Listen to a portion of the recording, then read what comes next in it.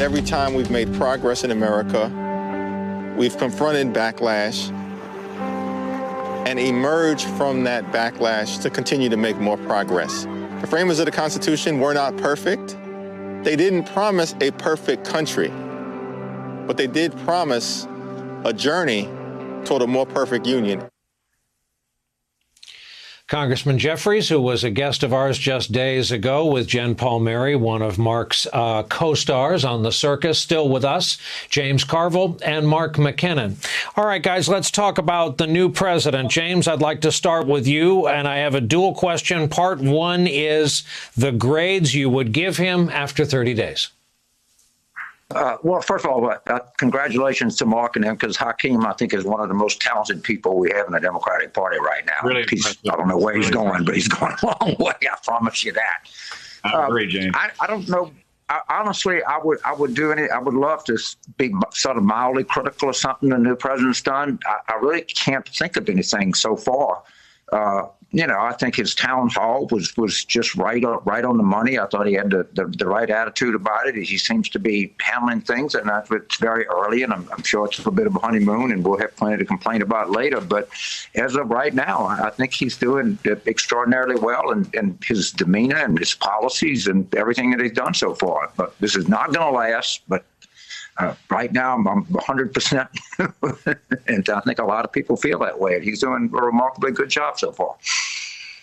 Well, James, I have a follow-up, and forgive the snark. I can see the Democrats are doing a bang-up job in Texas thus far and don't need the president's help, but it's probably fraught what Biden does now about and for Texas. Bill Kristol was theorizing tonight on Twitter that maybe an Admiral McCraven or a Will Hurd could be asked to be a kind of White House emissary on the ground in Texas. He floated some other names, but maybe appoint a special master, an ambassador, to go out there and run the administration effort.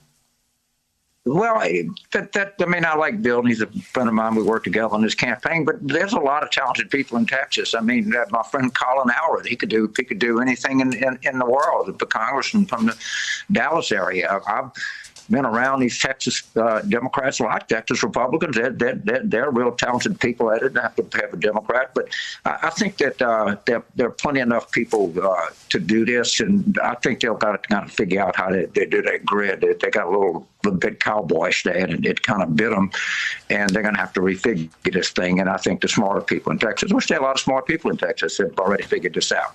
So, but there's a lot of talented people in Texas, and a lot of them are elected, and a lot of them in the Congress of the United States. State of 30 million Americans certainly has its share of talented people. Hey, Mark, let's talk about the Senate. I don't know whether it's McConnell's Senate or Trump's Senate, but they certainly have operated as a bloc over the past several years on the Republican side of the aisle. Any of these issues that Biden is floating, whether it's coronavirus relief, whether it's outreach to Iran, whether it's immigration reform, an area where Republicans have certainly made positive noises in the past, any of that going to cause people to at least be tempted to come across? Well, we'll see, Brian. I mean, the fact is that he has been pretty bold out of the gate. I mean, particularly on climate, for example, shutting down Keystone. I mean, even progressives on the climate side were impressed and said, wow. But that causes problem for people like Joe Manchin and John Tester, who we talked to just today about this issue. Immigration is going to be interesting. I campaigned with George W. Bush in 1999 on immigration reform. He was proactively reaching out to say we need to do something on this issue. So it's been 2 decades now. And the Biden proposal is not only bold, but it's very different than what we've seen before. There's not the usual kind of trade-offs for more enforcement, which is typically, that's what Barack Obama did.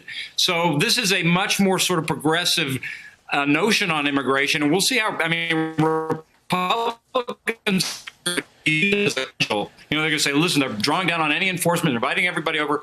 So we'll see. But it's sort of like Hakeem said, for every progress you make, there's going to be a backlash. So get ready for the backlash.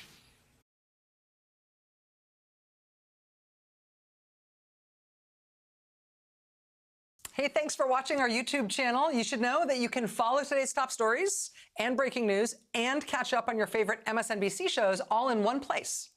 Download the NBC News app today.